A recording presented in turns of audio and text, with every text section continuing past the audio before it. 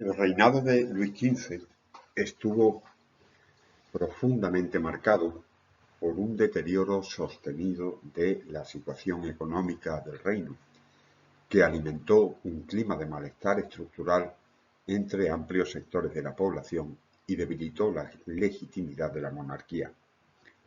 A pesar de ciertos periodos de estabilidad aparente, el trasfondo económico fue crecientemente problemático. Una deuda pública en expansión, un sistema fiscal ineficaz, regresivo y una estructura administrativa inadecuada para afrontar los desafíos de su modernidad. La economía francesa arrastraba las secuelas de las guerras prolongadas del reinado anterior y el modelo de recaudación, basado en gran parte en los privilegios de nobleza y clero, era incapaz de generar ingresos suficientes sin aumentar la presión sobre los sectores más vulnerables, los campesinos, los artesanos, la incipiente burguesía. El sistema fiscal de la Francia del antiguo régimen estaba plagado de exenciones, de arrendamientos, de corrupción y de falta de centralización. Muchos nobles y miembros del alto clero estaban exentos de los impuestos directos, mientras que los indirectos, como la gabela sobre la sal o los aranceles sobre productos básicos, recaían desproporcionadamente sobre las clases populares. Este sistema injusto no solo acentuaba la desigualdad social, sino que limitaba la capacidad del Estado para implementar reformas estructurales o sostener el esfuerzo bélico sin recurrir al endeudamiento masivo. Las tentativas de racionalizar la recaudación fueron débiles y fueron boicoteadas por los mismos estamentos privilegiados. La figura de los arrendadores fiscales, los fermiers généraux, representa de forma paradigmática estas disfunciones.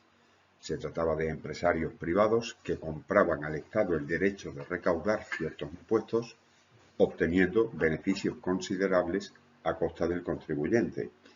Esta práctica, además de incentivar abusos, reforzaba la percepción de que la monarquía estaba al servicio de intereses privados y ajena al bienestar general. Incluso cuando se intentaron reformas tímidas como la simplificación del sistema impositivo o la mejora de la gestión de las finanzas públicas, estas fueron rápidamente neutralizadas por la resistencia de los parlamentos provinciales o por la falta de voluntad del rey para sostenerlas frente a la oposición de los privilegiados. Las guerras costosas, como la de sucesión de Austria, la Guerra de los 7 Años, venían a agravar este panorama.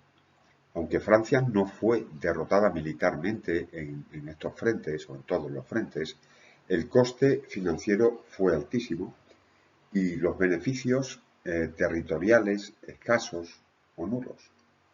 El fracaso estratégico y económico de la Guerra de los 7 Años en particular dejó a Francia debilitada frente a Inglaterra, con pérdidas coloniales notables como Canadá, territorios en la India, lo que afectó tanto al prestigio internacional del país como a sus posibilidades económicas a medio plazo. A nivel interno, estos conflictos incrementaron la deuda, aumentaron la carga fiscal y exacerbaron la percepción de ineficacia del gobierno. En conjunto, la gestión económica de Luis XV no fue catastrófica por colapso inmediato, pero sí por erosión progresiva. No se produjo una reforma integral del sistema tributario ni una modernización administrativa que permitiera adaptar el aparato fiscal a las exigencias de un Estado moderno. Al contrario, se perpetuaron los mecanismos de privilegio y de arbitrariedad. El resultado fue una economía cada vez más asfixiante para los sectores productivos, una creciente desconfianza social y un Estado debilitado ante las crisis sucesivas que marcarían las décadas finales del antiguo régimen. Este deterioro económico silencioso sería una de las raíces más profundas del descontento revolucionario. Una de las tensiones más persistentes durante el reinado de Luis XV fue la que enfrentó a la corona con los parlamentos, en especial con el Parlamento de París. Aunque nominalmente eran tribunales de justicia, estos órganos desempeñaban también un papel político, ya que tenían la potestad de registrar las leyes reales antes de su aplicación. Si bien este registro era formalmente obligatorio, en la práctica ofrecía a los parlamentos la posibilidad de retrasar o incluso de bloquear reformas mediante lo que se conocía como las remonstrances, es decir, objeciones formales a las decisiones reales. Durante el reinado de Luis XV, estas tensiones alcanzaron niveles especialmente altos, convirtiéndose en un conflicto abierto por el control del poder legislativo y de la legitimidad. Los parlamentos se presentaban a sí mismos como defensores de las leyes fundamentales del reino y de los derechos de los súbditos frente a la arbitrariedad real. Aunque muchos de sus miembros pertenecían a la nobleza de toga y eran por tanto defensores del orden estamental, su oposición al rey alimentaba la imagen de una monarquía autoritaria y desconectada del bien común. Luis XV respondió con firmeza en algunos momentos, recurriendo a las Lit de Justice, un procedimiento excepcional mediante el cual el rey podía imponer la ley sin necesidad de registro parlamentario, y en ocasiones llegó a exiliar o a disolver parlamentos. Sin embargo, esta respuesta autoritaria solo agravaba la situación. Cada confrontación era interpretada por la opinión pública como un signo de tiranía, y los parlamentos se beneficiaban de una creciente simpatía social, particularmente en los círculos ilustrados. Así, la figura del rey se veía cada vez más envuelta en un dilema: imponer su autoridad mediante la fuerza o arriesgarse a parecer débil cediendo ante la presión institucional. La crisis institucional no fue solo un choque entre poderes, fue también un síntoma del desfase entre el modelo político del antiguo régimen y las nuevas demandas sociales. El Estado centralizado, vertical, fundado en el principio de obediencia absoluta al monarca, se mostraba cada vez menos eficaz para articular las complejidades del siglo XVIII. Los conflictos con los parlamentos revelaban precisamente la imposibilidad de reformar sin transformar simultáneamente las bases mismas del sistema político. El rey se encontraba atrapado entre la necesidad de modernizar el Estado y el temor a debilitar el absolutismo. A lo largo del reinado, la imagen pública de los parlamentos fue evolucionando. De instituciones conservadoras y corporativas pasaron a ser vistas como espacios de resistencia frente al absolutismo, aunque no necesariamente órganos democráticos. Esta percepción ambigua permitió que la crítica a la monarquía se expandiera sin necesidad de cuestionar directamente a la propia monarquía como institución. Los ataques a la figura del rey pasaban por el canal de la defensa de la legalidad, de la tradición, de la justicia. Así, la crisis institucional reforzó el proceso de desgaste simbólico del poder real al mostrar un monarca cada vez más aislado, enfrentado a sus jueces y sin capacidad de integrar o de reformar los mecanismos del gobierno. Además, su reinado estuvo profundamente condicionado por una política exterior marcada por la guerra, por los fracasos diplomáticos y por la pérdida de influencia en el escenario internacional. Aunque Francia seguía siendo una de las grandes potencias europeas, su prestigio fue declinando progresivamente a medida que las campañas militares se saldaban con resultados decepcionantes y costosos. Las guerras más significativas en este contexto fueron la de sucesión de Austria entre 1740 y 48 y la de los 7 años entre el 56 y el 63. La guerra de sucesión de Austria, en esa guerra Francia intervino para debilitar a la monarquía de los Habsburgo, alineándose con Prusia. Aunque tuvo algunas victorias tácticas, los resultados estratégicos fueron mediocres y en última instancia los tratados de paz no trajeron grandes beneficios territoriales ni políticos al país. Más grave aún fue el desenlace de la Guerra de los 7 Años, que enfrentó a Francia con Inglaterra y otras potencias en una lucha por la supremacía colonial. El conflicto resultó desastroso para Francia. Perdió Canadá, buena parte de sus posesiones en la India y el control sobre rutas comerciales clave. Estas pérdidas no solo representaron un golpe económico, sino también un duro revés simbólico para el orgullo nacional y para la imagen del rey. Luis XV, a diferencia de Luis XIV, no era un rey y no se presentó jamás como un rey guerrero. Delegó casi siempre la dirección de las operaciones militares en sus generales y no mostró un liderazgo firme en materia de política exterior. Claro, esto contrasta con la figura heroica y centralizadora de Luis XIV, que participaba muy activamente en las decisiones de la guerra y en la diplomacia.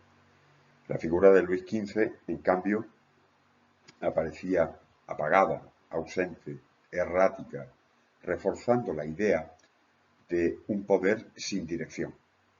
Además, los conflictos bélicos debilitaron gravemente las finanzas públicas, lo que a su vez limitaba la capacidad del Estado para sostener una política exterior sólida.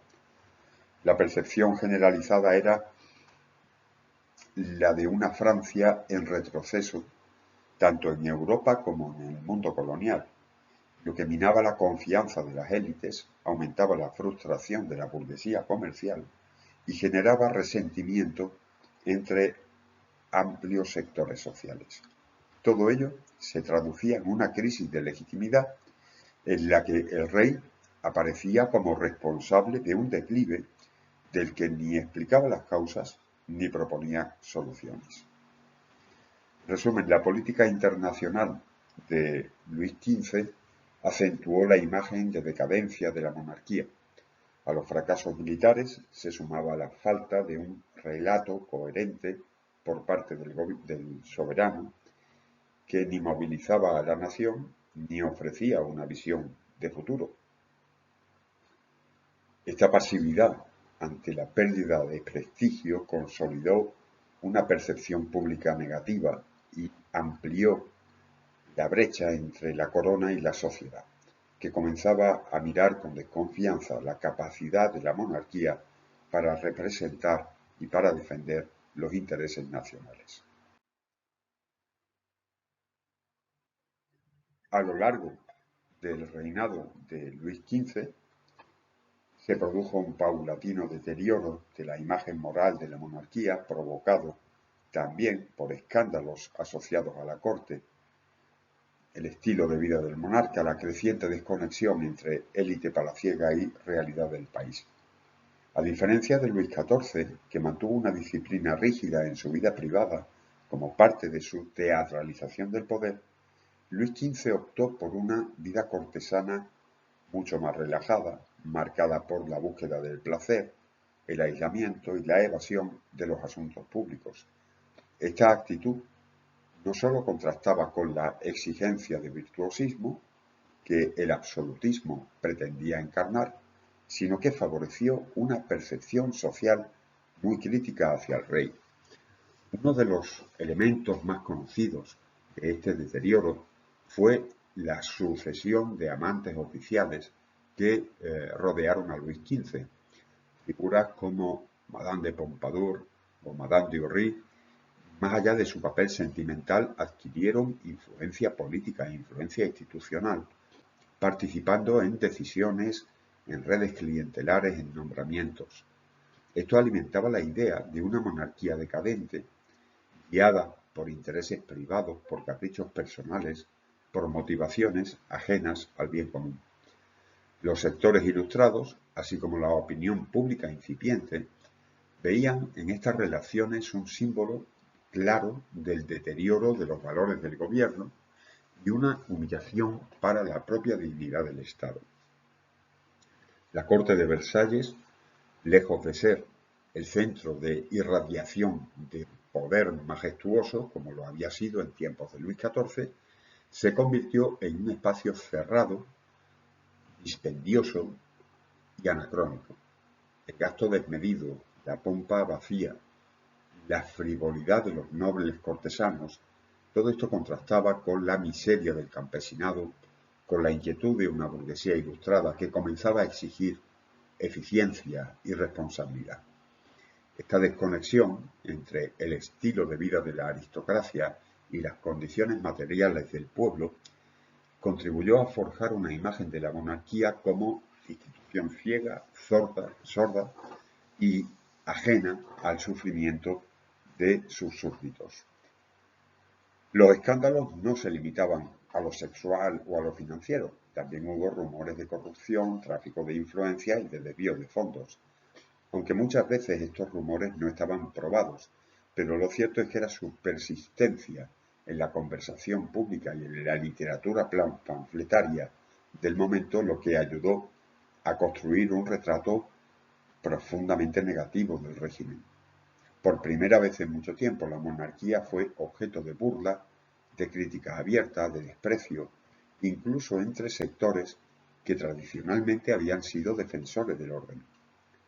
Este deterioro moral y simbólico tuvo un impacto muy profundo en la legitimidad del poder. El rey ya no era visto como la encarnación del orden divino, sino como una figura humana, vulnerable, incluso vulgar. Esta desmitificación del soberano preparó el terreno para formas de crítica más radicales, en las que se cuestionaban no solo el comportamiento del monarca, sino la propia razón de ser de la monarquía. Al final de su reinado, la monarquía se encuentra envuelta en una profunda crisis de legitimidad.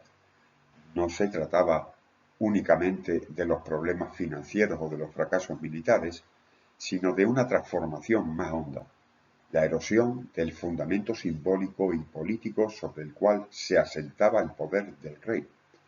Durante décadas, el absolutismo había sobrevivido gracias a una combinación de prestigio militar, de eficacia administrativa y de sacralización de la figura real. Sin embargo, bajo Luis XV, cada uno de estos tres pilares se fue debilitando de forma gradual hasta dejar al soberano expuesto a un descrédito generalizado. El desprestigio no se originó en un acto único ni en un escándalo aislado, sino en la acumulación persistente de fracasos, vacilaciones y contradicciones. La figura del monarca, percibida antes como garante del orden, como encarnación del interés general, se fue transformando en la de un hombre distante, silencioso, ausente y, lo que era más grave, incapaz de ofrecer una visión política coherente para el país. La falta de iniciativa y de respuesta frente a las crisis generó una percepción muy extendida de que el rey ya no estaba a la altura de las exigencias de su tiempo. Este desencanto se fue amplificando con el surgimiento de una opinión pública cada vez más activa, alimentada por las redes ilustradas, por los salones, por los panfletos, por la prensa. Por primera vez en la historia moderna de Francia, la autoridad del rey era discutida no solo en círculos restringidos, sino en un espacio social más amplio que comenzaba a reclamar transparencia, racionalidad, participación en el poder. La monarquía absoluta ya no era considerada como un hecho natural o incuestionable, sino como una institución sujeta a crítica, a evaluación y a posible reforma. A este clima general se sumaba la creciente fractura entre el trono y las élites. Muchos nobles, juristas y altos funcionarios, lejos de ser apoyos incondicionales del rey, manifestaban dudas, críticas, indiferencia. La centralización del poder, que había sido una fortaleza bajo Luis XIV, se convertía ahora en una debilidad. El rey estaba solo en la cúspide, pero sin el respeto que esa posición había merecido en el pasado. Incluso la Iglesia, la alianza con la corona, en la Iglesia la alianza con la corona comenzaba a tambalearse, particularmente tras los episodios como la expulsión de los jesuitas en 1764, que minaron aún más la cohesión del sistema. Así, en el último tramo del reinado de Luis XV, el absolutismo no había sido formalmente abolido, pero su legitimidad sí que estaba profundamente corroída. Se mantenían las formas, el ritual, el aparato institucional, el lenguaje de la majestad, pero el contenido ya no convencía a nadie. El trono seguía en pie, pero sin el respaldo simbólico y social que lo había sustentado durante siglos.